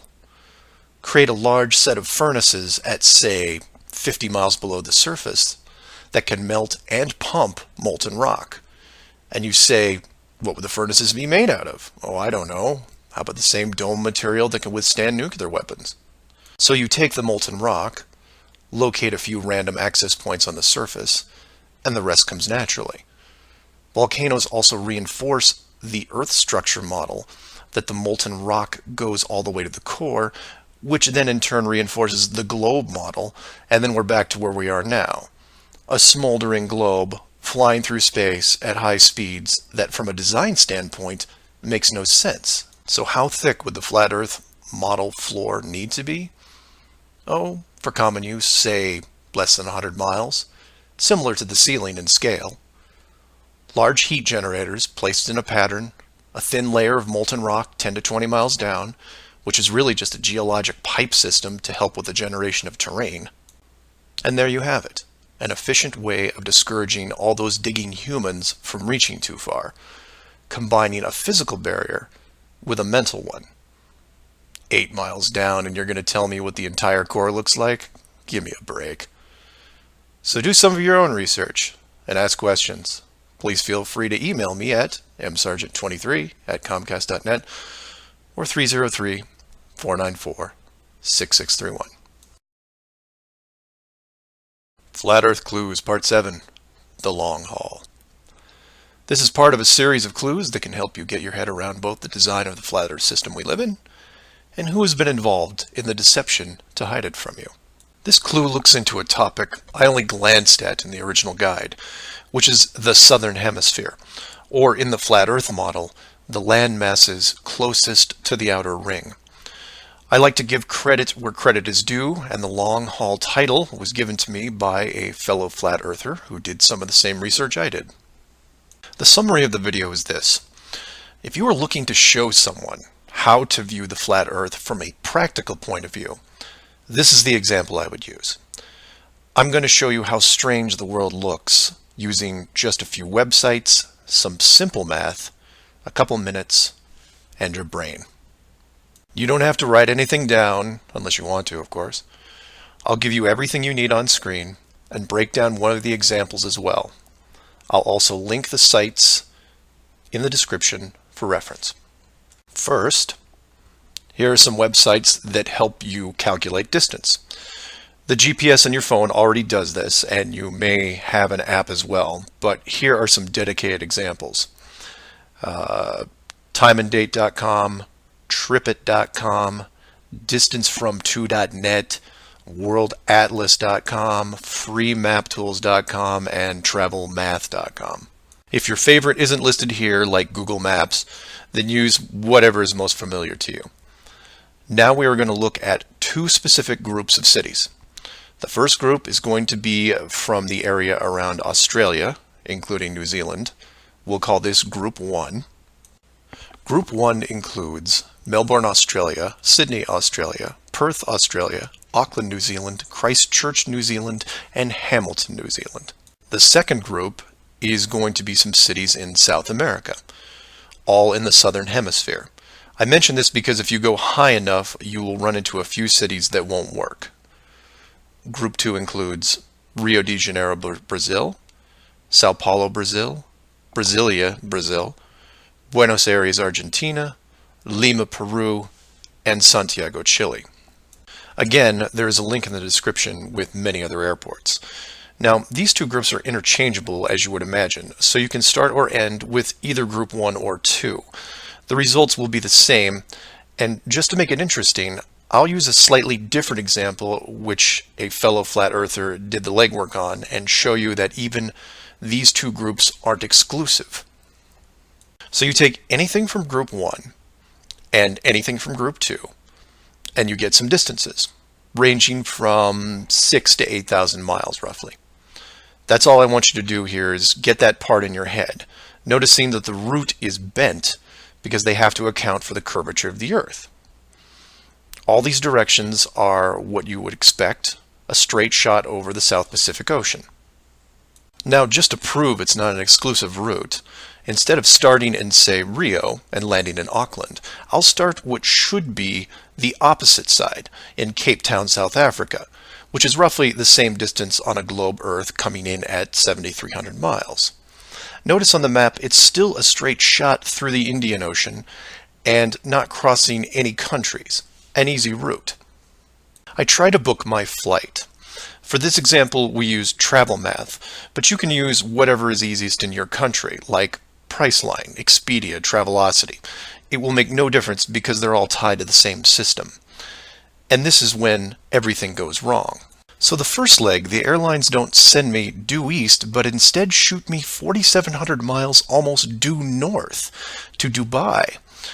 Okay, maybe we're just picking up people. Seems a bit excessive, but I'll go with it. I'm probably comfortable in my seat drinking vodka tonics anyway. And from Dubai, it should be a straight shot home to Auckland, right? No. Now they send me southeast to Melbourne, a mere 7,300 miles. And then finally a third leg from Melbourne to Auckland coming in at around 1,600 miles. I'm rounding up or down to make the math easier. Regardless, the total miles for this flight is almost double what should be expected, coming in at 13,600 miles. In addition, the trip took me 37 hours. How long should it have taken? Well, in a 777, about 12. Now this is where you come in and say, well, it's probably an isolated incident, or some strange connection thing. You know how the airlines are. Oh no, my friends. We can do this all day. This roulette table is rigged, and there is no way to get a fair game. The first part of the clue is the utter lack of non-stop flights from anywhere in this hemisphere, which is why I gave you multiple cities in each group. And here's the plot hole for you. Flying from international cities like Sydney, Rio, Santiago, or anywhere else close by, you can't get a single non-stop flight, no matter how much money you pay. I tried to do this for an entire night, and it was like playing an online casino game, one that I was losing most of the time. The connections kept coming in like spam windows. Start in Christchurch, go to Auckland. Start in Auckland, go to Sydney. Start in Sydney, go to Dubai or Los Angeles or somewhere else that makes no sense. Some of these connections took the trip over 50 hours to complete. Go ahead, try it yourself. You may find one nonstop. But even then, the strangeness doesn't end there, because the speed is wrong. For reference, I included an optimum cruising speed guide from a commercial pilots forum that lists all the international aircraft used in these routes. A 777, the current state-of-the-art flagship plane, designed for maximum fuel efficiency, has a cruising speed of 640 miles an hour. 7,400 miles comes in at around 12 hours. Try to find this route. It doesn't exist. It can't. The closest I came was a one-connection flight with a 3-hour layover. The total flight time was 20 hours. 20 take away 3 is 17, not 12. And this might work if the plane was doing, say, 430 miles an hour, but it's not. In fact, the slowest cruising speed I found was an older Airbus just around 593. But this is all just numbers, right? It is until you pull up the flat Earth map and look at the farthest 2 points, which just coincidentally are anywhere in Australia and most of South America. Or my example of Lower Africa, which you can see isn't west at all. It's a shell game, and a very good one at that. Keep people guessing with multiple connections and layovers, jumping from city to city. People just sit in their seats, trying to sleep through it. And then it hits you. Well, the pilots would know, right? They fly all day, every day. Certainly, they would have figured it out by now. Some of them would get suspicious, sure. Any decent navigator will be able to work out the speed, fuel consumption, and odd connections. But imagine what they would have to get their head around. First, they would have to ignore the world GPS system that has been leading them to their destinations without error. If you want some interesting side reading, check out the link on the history of the GPS. And I quote, "Developed in 1973 to overcome the limitations of previous navigation systems, integrating ideas from several predecessors, including a number of classified engineering design studies from the 1960s. Oh, and by the way, was created by the Department of Defense, the same people that closed off Antarctica. GPS went fully live in 1995. So if you were a pilot before then, you might have been able to pick up a breadcrumb trail. After that, very difficult. Plus, let's say you did figure out that something was off. Who exactly would you tell? The FAA? You would be looking around and wondering why you were the only one to see it. And then what? You make the leap of faith and see that the entire map system is wrong? Never gonna happen. You might as well just tell them that an alien spacecraft followed your plane around for 2 hours. We know what happens then. Start playing Flight Time Casino for yourself. See what interesting things you can discover. And while you're at it, show it to any pilots that you know. But don't forget to leave the words flat Earth out, because that's crazy, right? So do some of your own research and ask questions. Please feel free to email me at msargent23@comcast.net or 303-494-6631. Flat Earth Clues, Part 8, The Creative Force. This flat Earth perspective takes a look at the design from the ever-present why standpoint, and although it will review some of the dome technical features already discussed, I'll try to do it from a different angle, or more specifically, why I might build it. Someone mentioned to me recently that while the dome was a very big concept, it made the world much smaller, kind of like what Admiral Byrd expressed in an interview all those years ago. This someone also said that it made them sad, which I understood. And while I did what I could to comfort this person, I realized that I could have done more. So this video is for the people who look upon this world with their new eyes and start drifting into a state of melancholy. To preface, this isn't jail, nor are you lab rats. And before I'm done, I hope to show you a version of why. To start, let's look at an old story, one that you may have heard, involving another enclosed world, kind of like yours. I say kind of like yours because the finished design that you are sitting in right now took several revisions in just about every aspect, much like any project. You come up with ideas, you see what works and what doesn't, and you improve the process until you come up with something that, while not everyone agrees upon, satisfies the best of all criteria. One of the first dome layouts involved a race of people who were supremely driven by ambition. They didn't have a word for lazy or fear. They absorbed knowledge very quickly, incorporating physics, advanced electronics, engineering, and drove their technology with energy from the enclosed world itself. And when their technology had reached the point where the dome's structure was discovered in its entirety, there was no reaction of wonder and awe. They just looked up and squinted at the sky. Eventually, those squints turned into glares. Oh, they had religion to be sure, and it was tied to their daily lives, but to them, this wasn't religion. It was a challenge. Almost like they weren't that impressed. Hard to fathom, right? Seeing that your world had borders, but instead of being afraid, shaking your fist at the sky with arrogance. But that's what they did. So much confidence and might that when they found out where they really were, a new priority was created. At first, they dedicated broadcast channels to calling the dome builders out, demanding answers, and ran them day and night. At the end of each cycle, the words kept repeating, "We know." But arrogance ebbs at patience, and their demands were met with silence, which was taken as blatant dismissal. This fueled their ambition even more.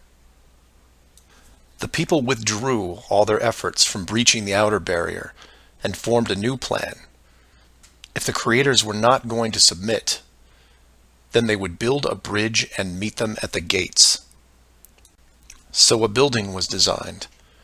But to call it a building was to call the pyramids a sandcastle. It was the greatest structure ever conceived, at least to them. It was to be over 30 miles wide and hundreds of miles high, enough to reach the dome ceiling itself, where they would meet the builders face to face. They abandoned nature completely and pushed aside ecologic systems to accomplish their goal. They cannibalized entire mountain ranges, which they used to admire and love, to acquire the raw material for the awesome structure.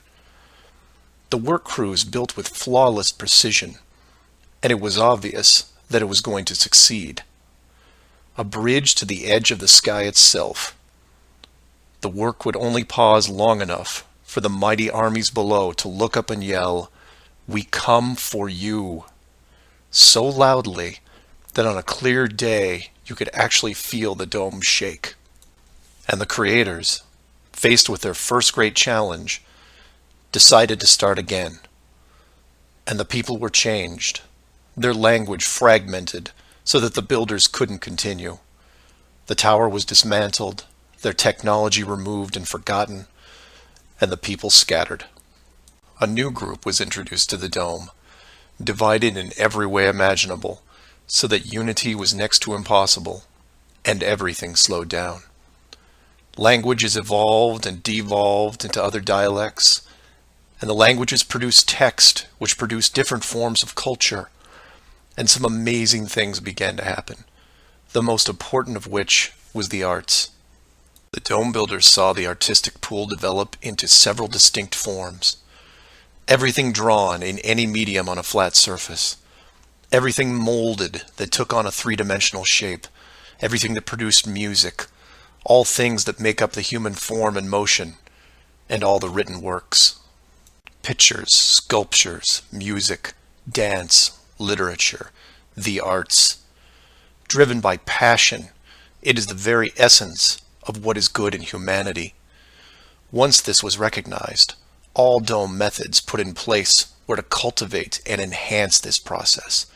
Land masses were adjusted with geology and temperature to support every kind of terrain, with mountains, rivers, oceans, plains, forests, jungles, deserts, all of it stunning, all of it stimulating the human mind, nourishing it. And the modifications continued, with seemingly endless shades of weather. The sky was overhauled, a moon added, and layers upon layers upon layers of stars, so that one day, when the people were able to see further than their own eyes, there would still be something new to see. And the arts flourished, but there was a cost. The languages and division of cultures had put the population at odds, and wars were raging at regular intervals. The dome builders debated if the price was too high. Plans were drawn up to make more changes, until they noticed that the arts thrived even through the worst of conflicts, producing grace and beauty despite their burning world. It was wonderful and terrible at the same time, and the debate outside the barrier continued to intensify until a majority spoke out and said, "This world is a creative force, and we must see what it leads to. The barrier must be hidden at all costs." So the globe model was put into the population, and both science and religion adapted to it. The arts grabbed onto it like a new drug, the creative minds of the world exploding with new concepts. Their universe was now infinite, and the rules changed. Science then led to science fiction, which opened up everything else. Books, pictures, sculptures, dance, and music, all reaching deep into space, decade after decade of wonderful possibilities, rising above the ashes that were at their feet. And it's not just the artists, it's everyone. You affect others, who affect others, who inspire others, who build it, paint it, sculpt it, sing it, who then put it up on a pedestal and hold it under the light and say, "This is a piece of who we are." And for every one of them, there are hundreds of others who, for whatever reason, were unable to express the songs and images and stories that are in their heads. Imagination is far more important than knowledge because it is limitless. It is your shield, your sword against the cruelty of destructive forces. There are those right now who live in chaos, whose life is surrounded by a swirling nightmare from which they think they'll never escape. These are the true warriors of the world, and they are far braver than me. I am humbled by those who suffer the most. Know that mountains were built for you. Oceans were built for you. All of this was built for you, your struggles and your trials by fire. It may be today, it may be tomorrow, but one day the curtain will close and this stage will be struck. And when the dust settles, no matter where you are right now, you'll see the big picture and have new eyes, and you will be shown what wonder really is. And as you leave this most magnificent of theaters, heading towards the next, my hope is that you'll pause, look back at the stage and say, "I was actually in it, right there in the thick of things, and it was a sight to see." Because it really is a hell of a ride. Imagine what the next one will be like. Earth Clues Part 9, The Magic Show. This is part of a series of clues that can help you get your head around both the design of the flat Earth system we live in and who has been involved in the deception to hide it from you. This flat Earth perspective initially started out as a problem-solving exercise that was going to be built into Clue 7, otherwise known as the Long Haul. But after some research and a little patience, it has evolved into something that warranted its own section, and is a perfect example of good things come to those who wait. So emails and phone calls have been coming in, almost all of them positive. Several people from around the world commented on the southern plane routes. They said that while 95% of the long routes in that hemisphere were connections, which in itself raises red flags, there were a few pesky non-stops that seemed to contradict the overall logic. The question then posed to me was obviously, are they real flights? Could they be put there to throw the Flat Earth group off? If it was a trick, could I figure out what it was and how it was accomplished? I accepted the challenge and started my impression of Morgan Freeman as he went up against the Four Horsemen magician crew. Now, admittedly, I was skeptical to start, because the flights went against the third rule, that being the flat Earth has no shortcuts. Only a globe has shortcuts. As in magic, I had to assume the rule was not being broken, but only hidden, or having the illusion of being broken. But first, I had to see the trick itself. I had to see the planes in question, and see them make the route.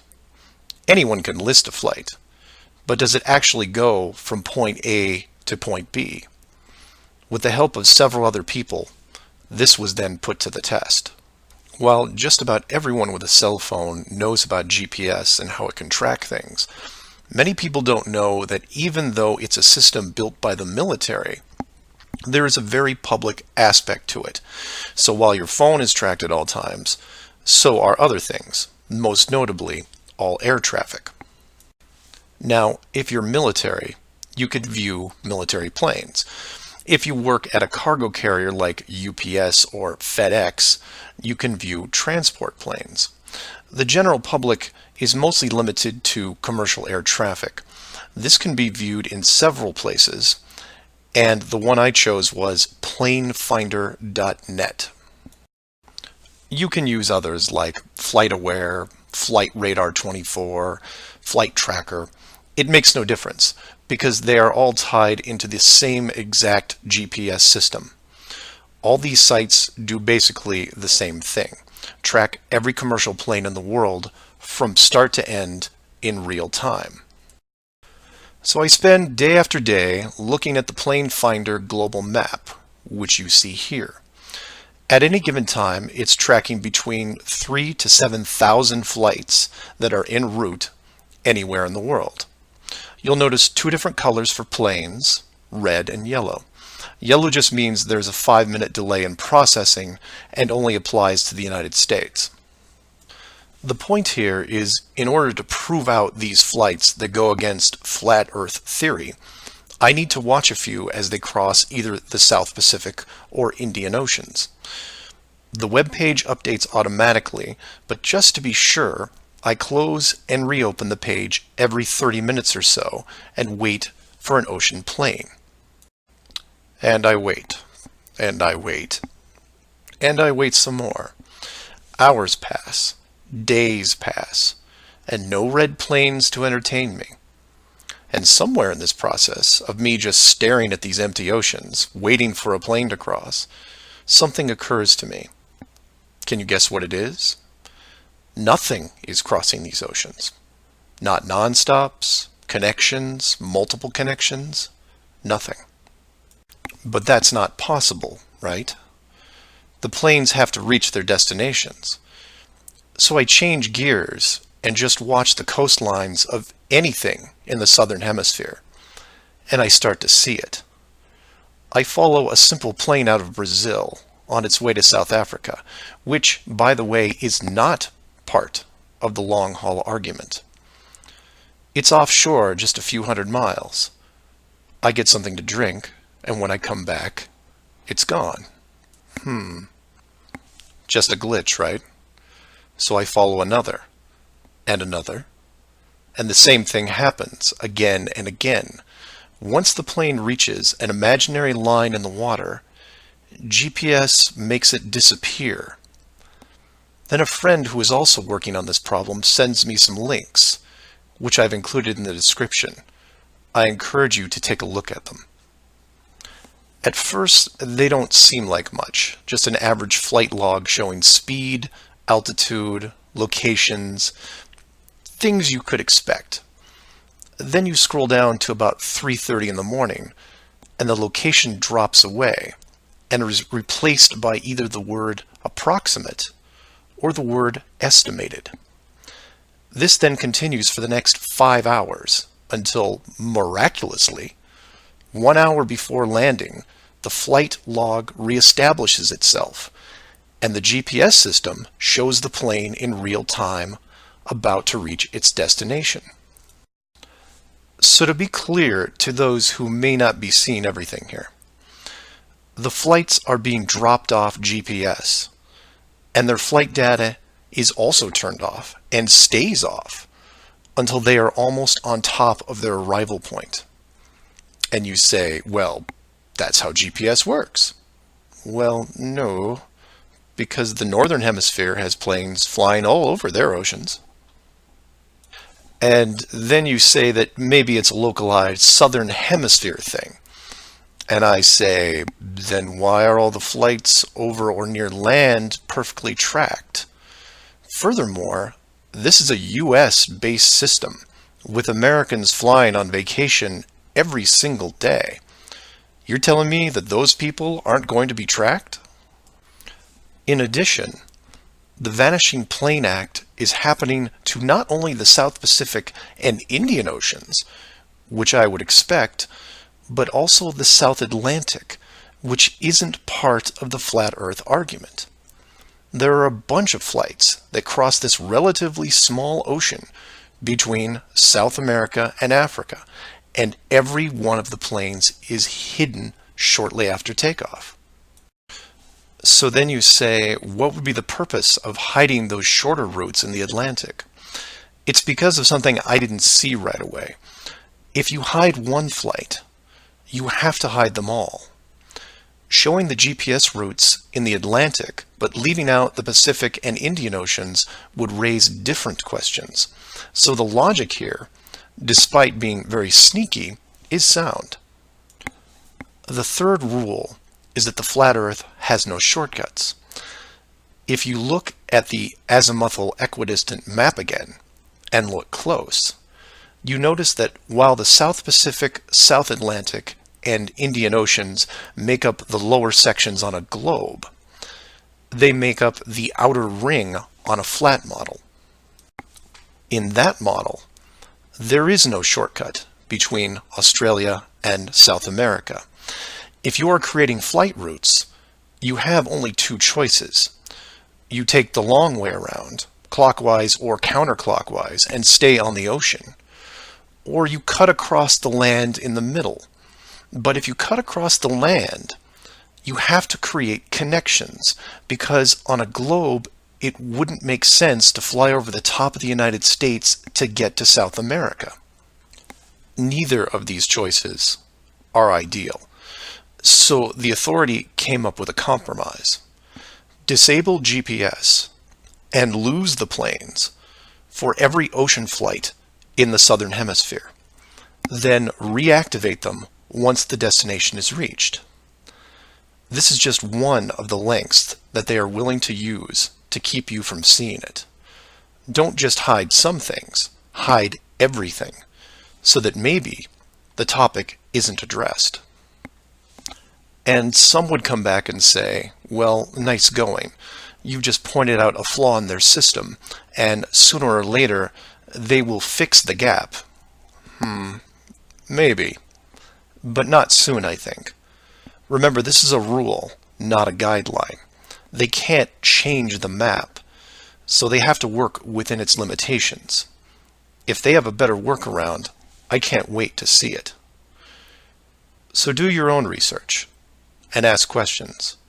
Oh, by the way, welcome to the Flat Earth, and enjoy your flight. Flat Earth Clues, Part 10, Hiding God. This is part of a series of clues that can help you get your head around both the design of the flat Earth system we live in and who has been involved in the deception to hide it from you. As you can tell from the title, I'm taking a different approach.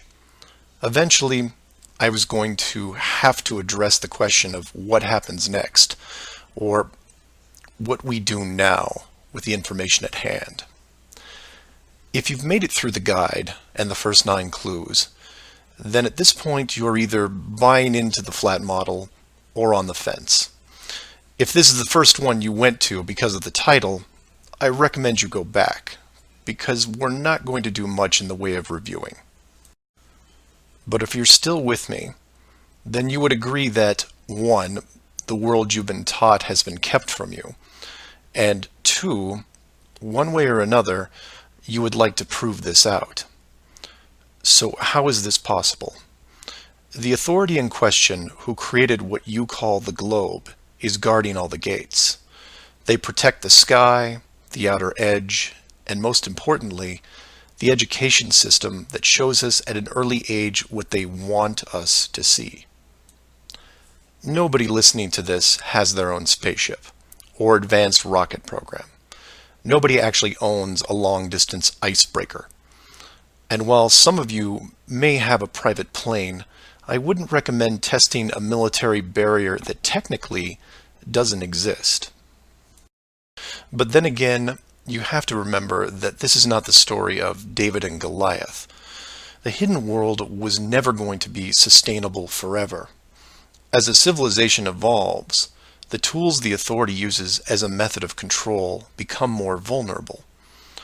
I've learned many things about systems over the years, and one thing that I find most interesting is as layers of strength increase, the higher the chance that they can be used to your advantage. But maybe I'm talking in riddles. I should be boiling it down to what can be done by showing you what's being hidden, what's important, and how it can be spread to others without looking like a crazy person. To be clear, and I can't stress this enough, do not start conversations with the word flat earth.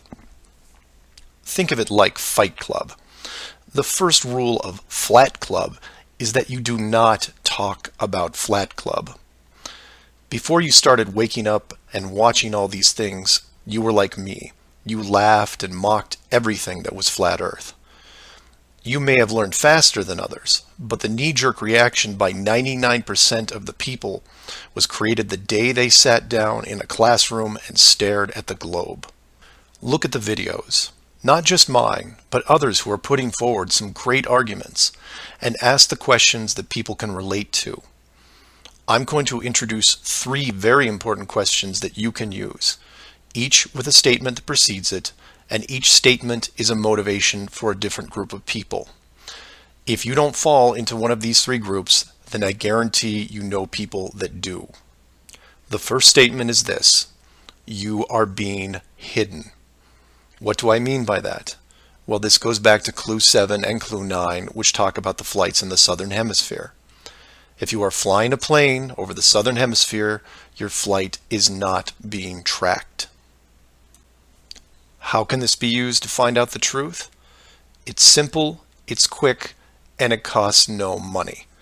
No matter what country you live in, send a quick note to your local, state, or federal representative and ask them this question: why are citizens of our country flying over oceans without the safety net of the GPS system? And remind them that GPS stands for global, not partial. Without GPS, anything could happen to your plane and no one knows where you are. And while you're at it, remind them that the GPS system was built by the United States Department of Defense, who never does anything small. The system that is in effect now has what appears to be huge, deliberate gaps in the Southern Hemisphere only. Do not mention flat Earth. Just voice your concern about the safety of you, your loved ones, and your fellow citizens. Will they get back to you? Possibly. Will they give you a satisfactory answer? Not a chance. Because they will only have what the military gives them. What this will do, however, is create a unique buzz in certain circles that may prove to be useful later. The more politicians or high-ranking officials you contact, the greater the noise. The motivation here, as you can tell, is general public concern. The second statement is this: wealth is being hidden. What do I mean by that?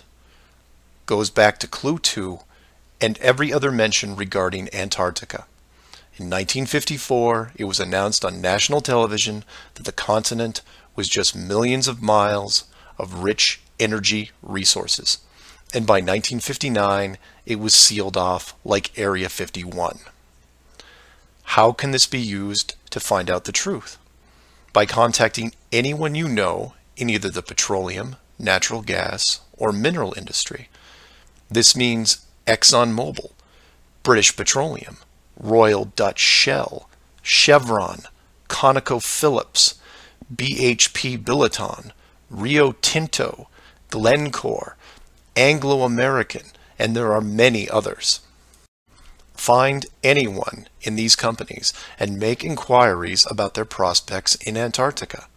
Send them the link to the Admiral Byrd interview and ask them why, if there are no environmental conflicts regarding oil, gas, or mining, why aren't they allowed to even petition the idea, even when the world's energy resources are dwindling more every day?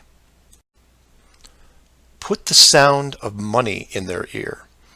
They may not be able to break through the decades of red tape laid out in front of them, but it will create a buzz from a different side, the motivation of greed, and of pristine resources just begging to be harvested. And finally, to preface the third statement, I need to thank all the people who have sent me stacks and stacks of biblical scripture, asking me to stop dancing around the title of the flat model and call the structure what it really is. And you know, they have a point. I have put myself at a distance because I want to reach people who are outside of religious faith and even outside of general conspiracies. But for all those spiritual groups who have contacted me, I can now, however, say with conviction that this third statement is this: they are hiding God. Despite what labels I put on the flat model structure, the oldest names are from the oldest texts, one of those being called the firmament. If the firmament was indeed discovered in 1956 and it was deliberately hidden, then the ruling authority not only hid the structure, but evidence of the builders. And by builders, I mean creators, and by that, I mean what people define as God. Hiding God could be considered one of the worst ideas of all time. And if you are a person of great or small faith, you have a vested interest in any evidence that would solidify and vindicate your years of dedicated service. If a structure was found that had, for all intents and purposes, the handprint of God on it, then the ruling authority has no right to keep it from you. There are billions of people on this world who have personally dealt with the concept of God and would like to know for sure if these beliefs are well placed. Or, in short, you want to know the meaning of life. It's out there, and it's been hidden from you. Your motivation is clear. Go to your church leaders, your congregation, and tell them science probably found evidence of God in 1956 and decided to keep it a secret. If you know people of religious power, send this up the ladder. Get the word out and see what comes back. Between these three statements and questions, people will talk to people who will talk with others and eventually reach someone who knows. This isn't a grassroots or groundswell movement that takes a long time, because the system that has been used to mold and control you these past years has been based on speed, and by that I mean real time. All it takes is a single video, a memorandum, one whistleblower, one key person, and everything changes, not in months or weeks or days, but hours. And in those hours, everything changes because of the speed. People all over the world wake up and look at the sky with new eyes, and things start to get better. One person, that's all it takes. One person to come forward and share what has been hidden for so long.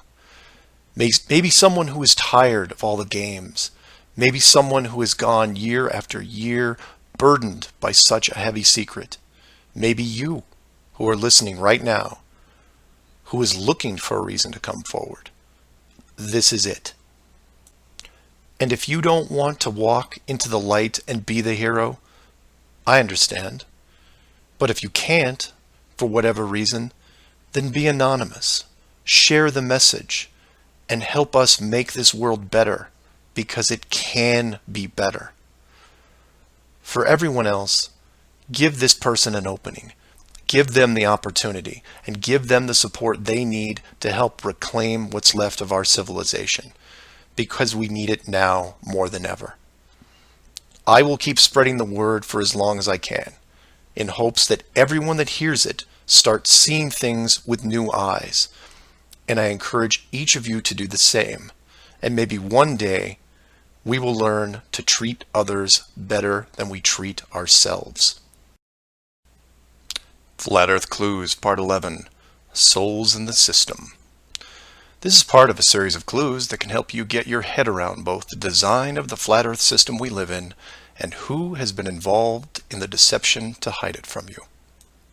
This clue looks into the recent past, or more specifically, an odd but interesting piece of conspiracy lore. What I hope to show here is an example of how an enclosed system, once revealed, can change the world very quickly and in ways you may not have realized. To start, we need to go back a little ways to a controversial 2004 documentary called Astronauts Gone Wild.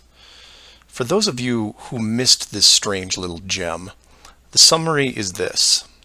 The producer-director Bart Winfield Sibrel went out to prove that all the moon landings were elaborate hoaxes. To do this, he set up interviews with the Apollo astronauts, giving them the impression that the interview was just routine. He then produced a Bible and asked each of the astronauts to swear on the book before the interview started. The interview was then supposed to be a series of detailed technical questions designed to trip up the astronauts. During the process, there was quite a bit of tension and some very uncomfortable moments, including one actual fist fight. Now, I'm not recommending that anyone actually go out and watch this hour-long documentary. For me, the astronauts have had to live with this guilt a long time, and leaving them alone seems like the humane thing to do. What interested me, and moreover what piqued my interest then, wasn't the unoriginal questions the reporter posed, but how the astronauts reacted to the Bible itself. None of the Apollo pilots would put their hand on it and swear that they went to the moon. In fact, most treated the book like it was made of plutonium. This puzzled me for years because it went against the basic rules of any cover-up, one of which is lie about everything. Now, the pilots of the Apollo program had done many interviews over the years, many televised, and had been going through their song and dance without really any instances of contention. So why not just go through the motions again? It is, after all, just a book, right? People lie under oath all the time. It's called perjury, and every country has an extensive system of laws and punishments to deal with it. These punishments don't seem to stop the people from committing perjury, and you can read about it almost every day. Furthermore, the astronauts were not in court. This was just a room, sometimes their own home. So swearing on the book would, for all intents and purposes, be meaningless. And this sat in the back of my head for years, because it didn't make sense. Why would astronauts, trained by a very large military science program, be afraid of just putting their hand on the book and just tell one more lie? Well, for them, it may have been more than just a book. It may have been a symbol of something much bigger. You see, for you, me, and almost everyone else, a holy book is a symbol of faith, because the creator or creators have yet to be revealed. But if you knew that the creators were real, then the book becomes something much more tangible, more relevant, more sobering. Or more to the point, the Apollo astronauts would have been let in on the enclosed system during their tenure with NASA, and over the decades, this system created certain truths for these men. one of which is someone could be watching. Now, whether the builders/creators are actually watching every little thing we do can be debated, but if you have proof that they are real, then the thought of your every move being scrutinized is a very real possibility. This is what you and I may suspect, but don't feel. The Apollo pilots, however, are a different story.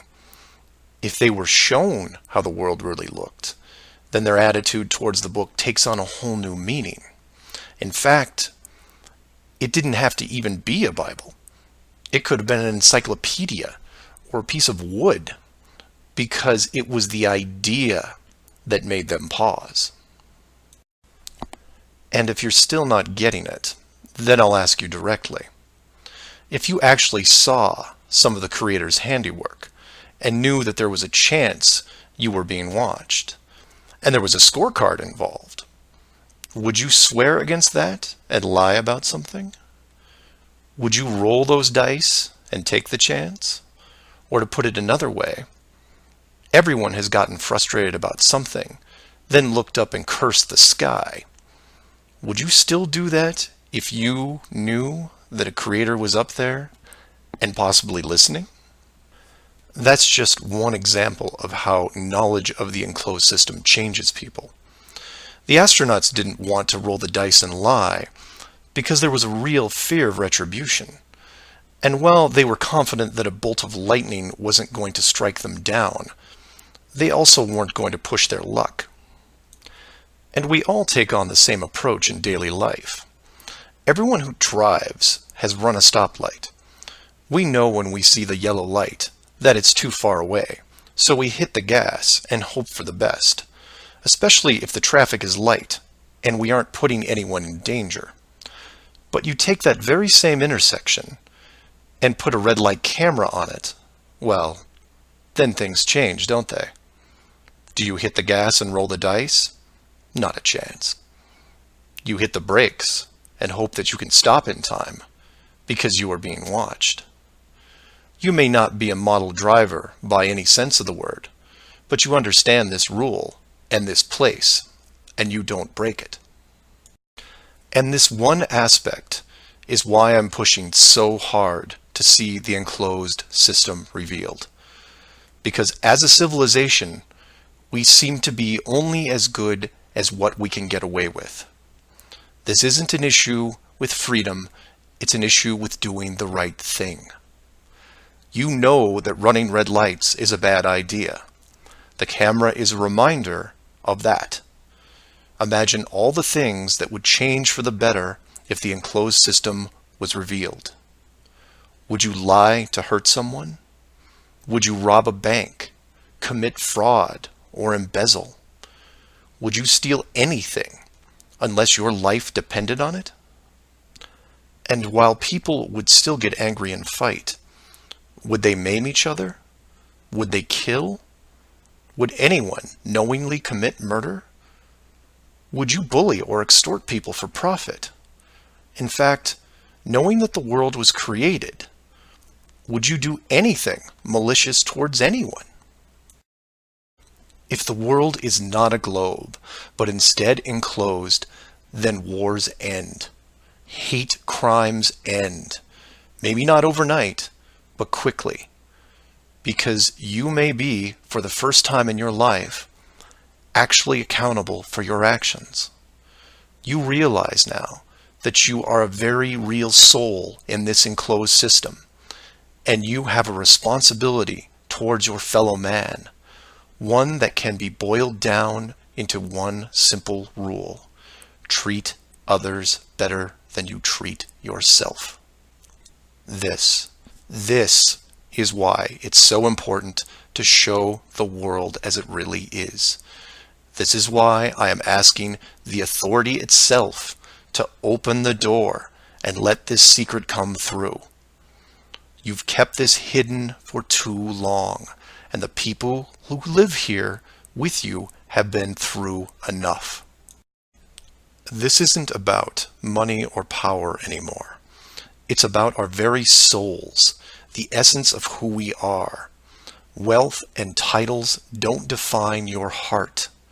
Hiding the entire world may have seemed like a good idea at the time, but we have gone way beyond that. Have you actually seen our home recently? This needs to be fixed, and it needs to be now.